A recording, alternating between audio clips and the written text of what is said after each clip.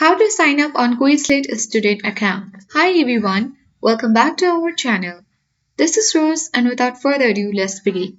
First, open a web browser. Navigate to search bar and you can type in quizlet.com, press enter and you will land on official interface.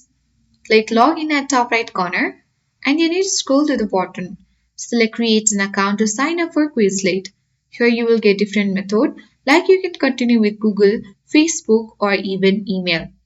So if you want to start or sign up with email, you can easily input this following credentials like your date of birth, email, username, password and check mark I accept this terms of service and privacy policy and click on sign up button.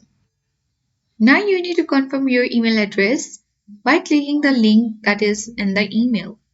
So here we have successfully got the email address, so you simply need to click on confirm your email button.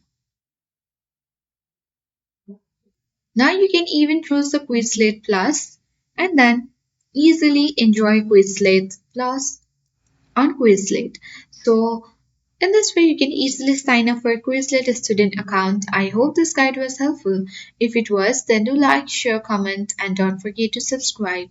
Thank you for watching and I'll see you in the next video.